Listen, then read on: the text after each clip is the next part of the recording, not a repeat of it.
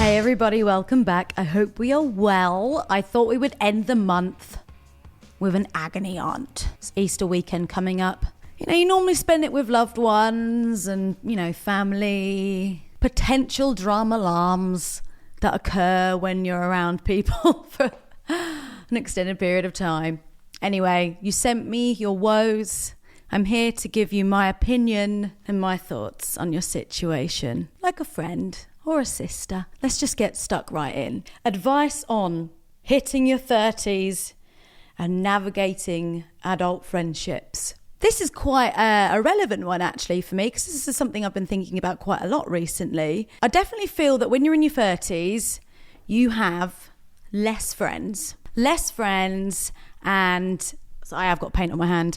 Less friends. Reason being, I think that in your 30s, you decide that your time is valuable. And so you only really make time for those people that the said time is reciprocated, or there's a joint effort. It's a two-way street with friendships. Some people do require a little bit more of a nudge, but then there are some people that don't put any effort into friendships, and so you kind of naturally distance yourself from those. I also feel that it's kind of a weird time because you realise who in your life is important, and you sometimes feel this guilt because you're spending less time with people that you've known for a long time.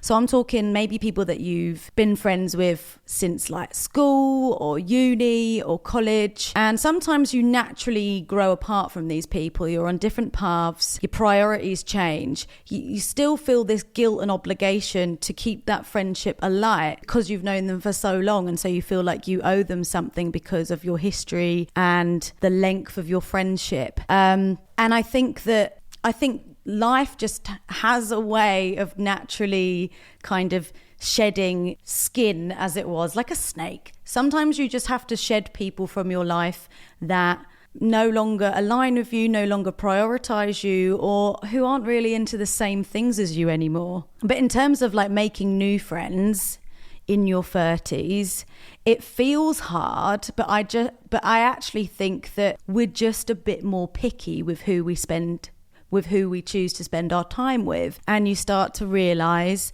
that sometimes you get new friends that actually are better at being a friend than your current friends, and so you want to spend more time with these new people. I've actually made a few new friends in recent times, because some new members came to my gym that I just really gelled with and got on with, and so I make time for them. We arranged to do things together, and they're just eager to hang out, which is really nice. But also my ski trip that I went with a bunch of ladies who I didn't know before. I only knew one and another girl vaguely just through the gym, and these girls are a little bit older than me, and it's actually been quite nice spending time with people, or different people. Also, as they're older, when we come to organise doing other things, it just gets done. That's not to criticise my current friends, but they would also admit this. My friendship group can be quite rubbish at organising to do stuff together. It's very difficult. I'm also learning about which people in my life like to do certain things, like having friends that, let's say for me, for example, I've got friends now that I can go and do walks with. I've got friends that I can go on holiday with. I've got friends that are up for going to festivals with me. And I have friends that basically facilitate my different interests. But in terms of close friends, I think, I definitely have a very small knit of close friends. And then I just have friends that I just do things with every now and then. I think that at the end of the day, if a friendship is difficult, if it's not being reciprocated and it doesn't feel like a joint effort, or the other person isn't, let's say, watering your friendship as much as you are, I think that would naturally come to an end, or perhaps reconsider how much of a priority they are in your life. Life's too short to waste on people that aren't going to make time for you, or, be equals in a friendship.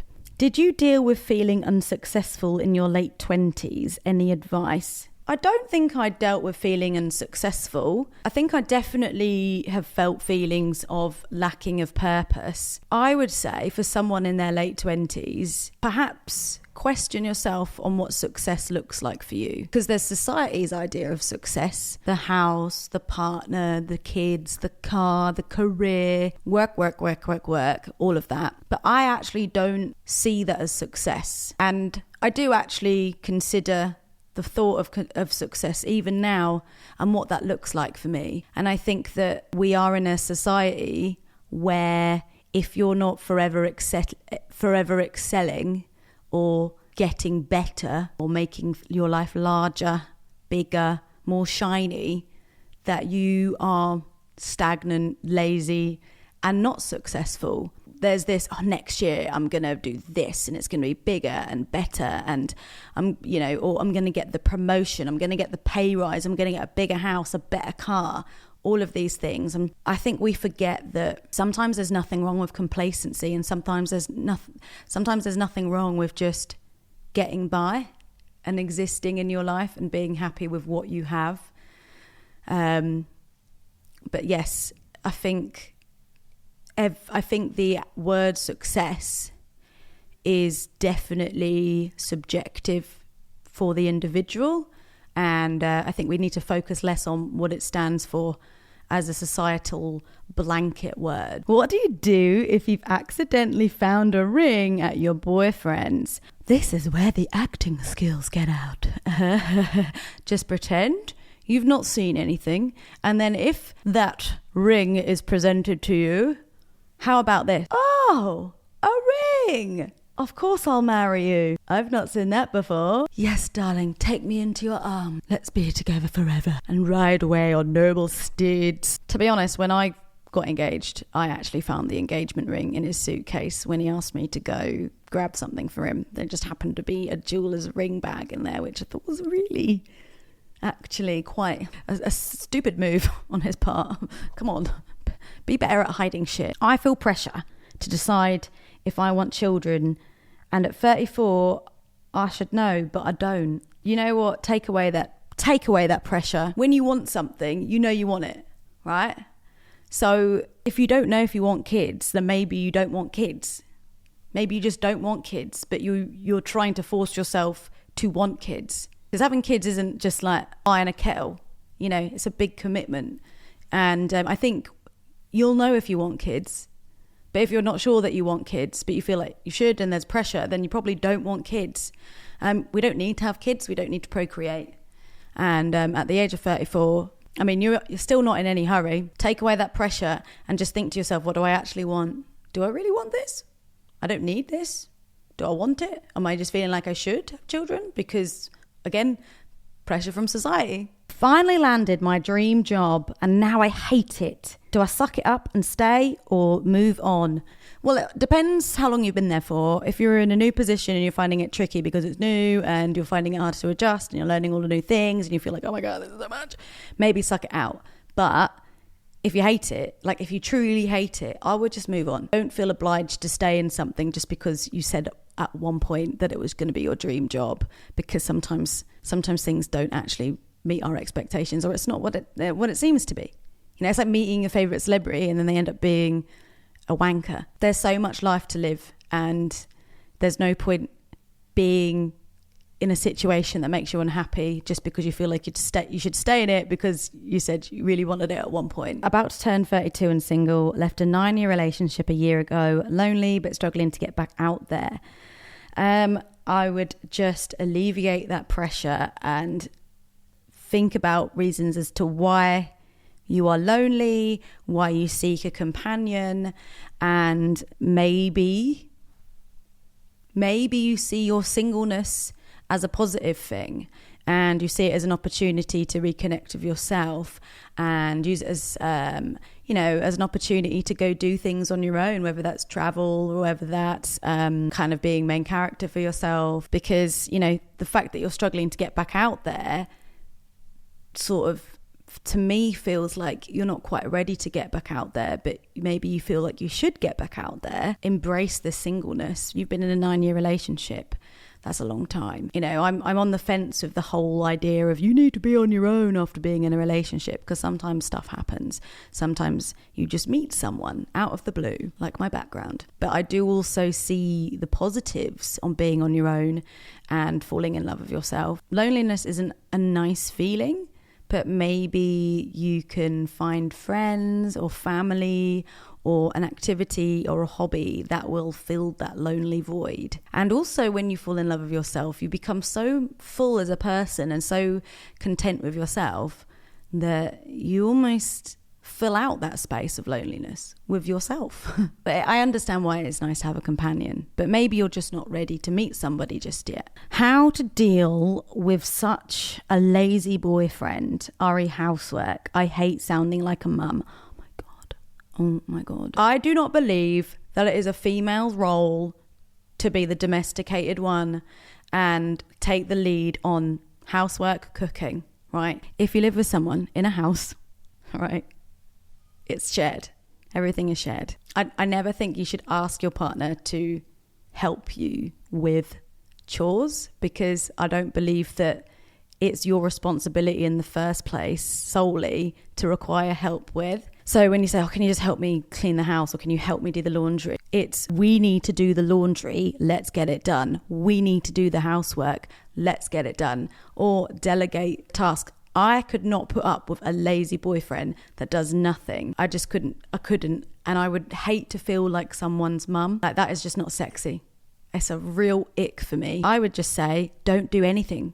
Don't do his laundry, don't do the cooking, clean up your own mess, and then just see how he fares. I know that might sound childish, it might sound a little bit immature, but he might soon get the message, because, you know, a lot of boys, unfortunately, are mummies' boys. And so they've had their mummies do everything for them all of their entire life and never had to have any responsibility, which is really pathetic. You know, until he learns that actually he's a fucking adult in a shared house with his partner, he needs to pull his weight. Don't do it. Just don't do it. Don't do it. Just go on strike. I'm not fucking helping you anymore. We can share these roles, but I am not.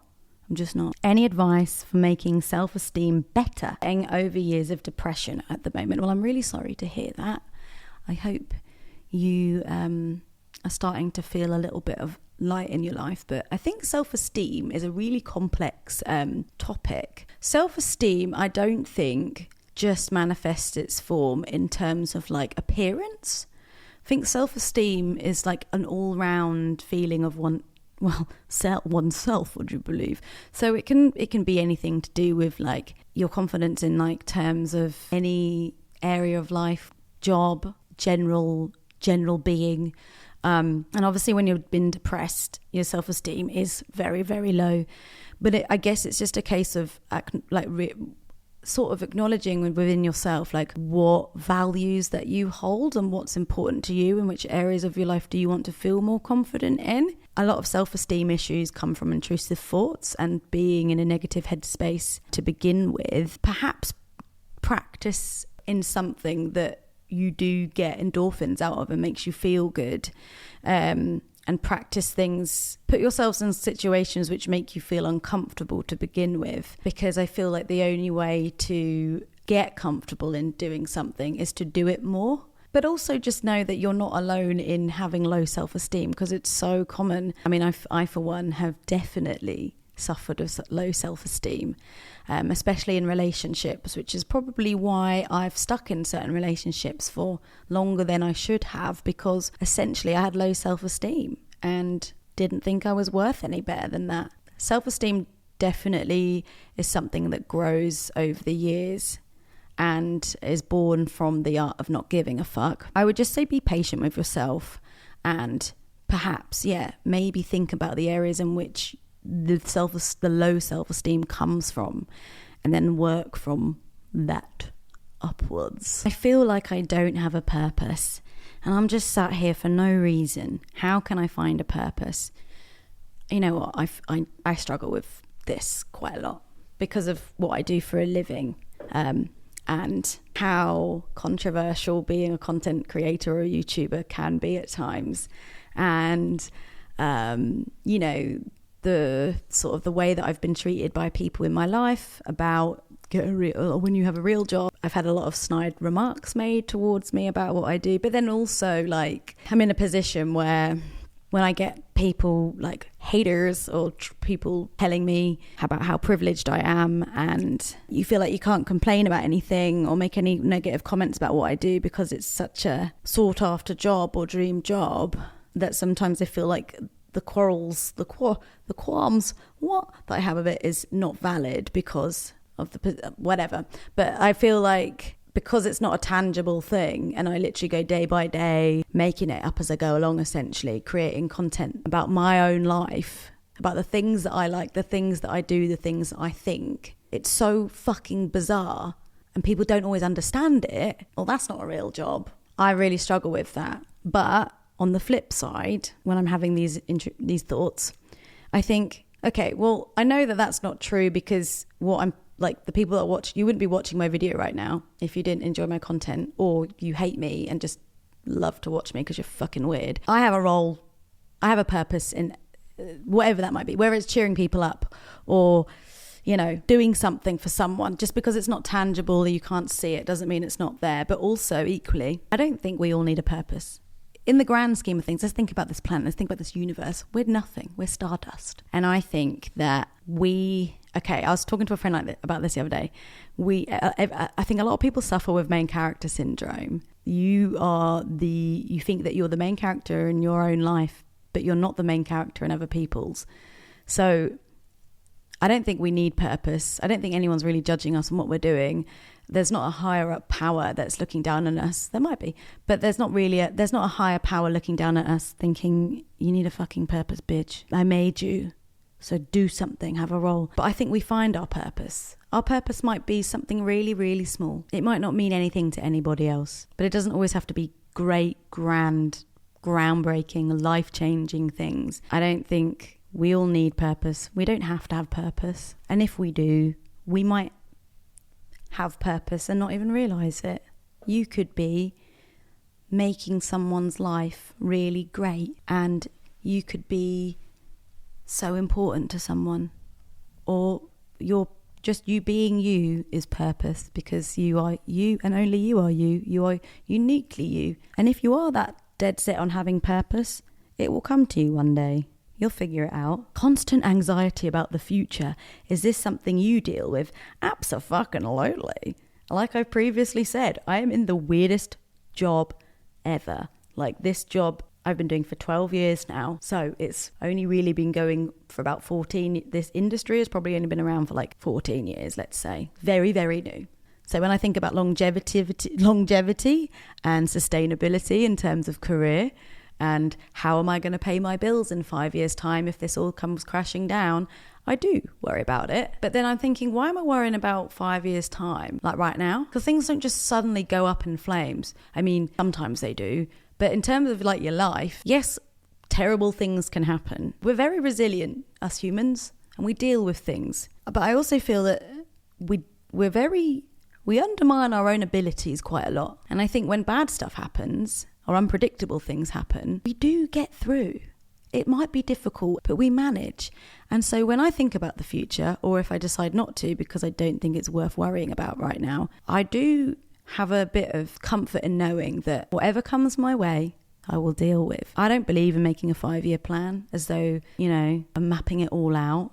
I like the unpredictability of life sometimes. And I like going with the flow, and I love just seeing how life meanders. So there's no point thinking about the future because it's such an unnecessary worry. I want to get into a new career, but I feel too old at 33 to start from the bottom. Oh my God, 33 is the new 20s, except we've got a little bit more money and we've filtered out all the bullshit. 30s is a great time to be alive and try new things. Yes, 20s was a good time to make fuck ups, but 33, you're still young. And if you want a new career, go ahead and do it, because you've still got another 30 years of your working life. That's more than you haven't been working. So go ahead and try out that new career, because you're not too old. I need help with consistency with weight loss, self-improvement goals. You're killing it. Well, thank you very much. It's not been easy. I think at the end of the day, I've just kind of learned with myself that I need the perfect balance between tough love and acknowledging when I just need to kind of chill a bit. So let's say, for example, with goals. If I'm not hitting my goals, I have to be really honest as to why I'm not hitting my goals. If I'm saying trying to lose weight and it's not coming off, I have to like look at what I've been doing, what I've been eating, and be really, really honest with myself and be like, mate, the reason why I've not been shedding any weight is because at the weekends, you're going a bit too OTT. You're eating a bit too much. You're drinking a bit too much. And so you're outdoing all of the great work you've done in the week. So maybe you need to calm it down. That was a conversation that I had with myself kind of recently. I was like, yeah, you're fucking right. You're right. So I've calmed it down at the weekends. I've reduced my treats, my weekend treats, and I've cut down on the booze, and I've started to see results. Consistency is so important with any type of progression, or any type of, let's say, self-improvement. I'm not saying that weight loss is necessarily self-improvement, because weight loss, for example, is again subjective. You don't have to do it. If you want to, that's cool. But in terms of like bettering your life and your happiness, we all have an idea of what that looks like for ourselves, because it's an individual journey. Likewise, if you are pretty sad but you're doing things that are quick fixes, that is not sustainable.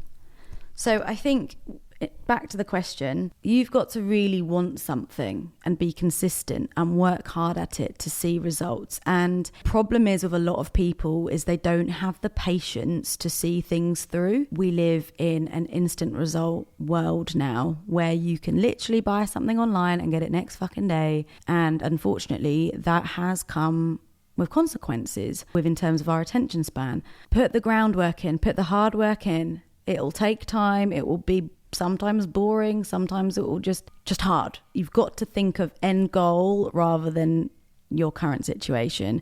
Why do you think I get so many fucking people commenting saying I'm taking Ozempic because of my weight loss? Because they cannot bear the thought that someone has worked fucking hard to get their goals. I didn't even know what it was until I started seeing the comments. You can't even get it in the UK, I don't think. But no, some people just do not want to put in the work or cannot stand it when other people do the work because they can't be bothered. They don't want to improve they say they want to improve their lives, but they're not putting in the fucking work. There are reasons why people find it hard to do things, because, mental health conditions, physical conditions. It is a lot more difficult for some people than it is others. I acknowledge that. And I also know that I'm quite lucky in the sense that I've got disposable income to spend on things like the gym, and back when I did therapy, and my time is my time. I don't have someone telling me what to, etc. We all have the power to make improvements where we can, and just being persistent. Can a relationship be fixed if you keep having the same argument over and over? Oh, depends really on like the extremity of the argument and what it is. Because if it's like a make it or break it scenario, you know what I mean? Like, this is really fundamentally important for me, this thing, in order for me to be happy. Like, this is core belief or a core thing for me, and it's just keeps coming up and you keep arguing and disagreeing with it, then I don't know if it can, because that person that you're with isn't understanding or willing to, work with you on something. Whereas if it's something like you keep leaving the dishwasher door open and I keep whacking my leg on it and I'm constantly got a bruise on my thigh, then maybe that can be it's not a big deal really. I mean, if your thighs might not be happy. But how to deal with my boyfriend being friends with his ex-girlfriend. Spends 2 hours travelling to stay with her. Her family says he's like another son. Okay. Well, okay. So being friends with an ex, I think, is also depends on the situation. Like, say, for example, you just grew apart and you were really good friends, and, you just realised that you didn't work romantically, but you were just really good friends still. I can understand why a new partner would find that a little bit uncomfortable to begin with. But, if there was nothing romantic there and you were just really good mates, then cool. But I would probably be a little bit, spend 2 hours travelling to stay with her, and then the family are like, oh, he's like another son. Oh, I can understand why that's a bit uncomfortable. I think maybe a conversation needs to be had on how uncomfortable that makes you feel. And you don't want to be that person that tells you who you can and can't be friends with, but equally, like, come on. What the fuck? I feel left behind in comparison to friends' lives, houses, cars, jobs, help. We all have things which are important to us, right? And just because your friends are doing these things, you know, houses, cars, jobs, all of that stuff, just because they're off doing that doesn't mean that you have to go and do all of that. And doesn't mean that you're any less better of a person, because these whole things are just constructs. They're just ideas of success and what we should be doing with our lives, because for some reason that is what society has constructed for us and told us what we need to do. And so when we look at people that have got all that when we look at people with all those things, we think, oh, they must have their shit together. Since when did having a house and a car and a partner and a job and all of that stuff mean that you had your shit together? What does that even mean? Like, these people could be miserable, looking on the outside like they've got their shit together, but on the inside they are crumbling away. I just think we need to reassess what our idea of progression and success and like the idea of moving forward looks like. I think if someone is happy, that is success. If you are happy in what you are doing and you aren't being a hindrance to other people and you're looking after yourself. Like, I went through a weird phase when I broke up with my ex-partner at first, because I was like, oh my God, all of my friends are like, pretty much my friends are married, having babies, living their little family lives. And I'm like the single friend, that's the newly single friend. Yes, I've got my house, and yes, I've got my little job. I've got my little business and job and stuff like that. But in terms of like marriage and all that shit, I was like, oh fuck. But then I was like, you know what? I don't care. That's not a priority of mine. I don't really want that. So I ain't gonna worry. I'm not gonna feel like I need it because everybody else has it. You know what I'm trying to say? Anyway, that was my little agony aunt for the end of March. I hope you enjoyed. I hope you have a lovely Easter break. And I will do another one of these at the end of April. So if you have a query, if you have an issue, get it ready for me. Look out for my Instagram post. Towards the end of the month, we shall talk again. Thank you very much, everyone.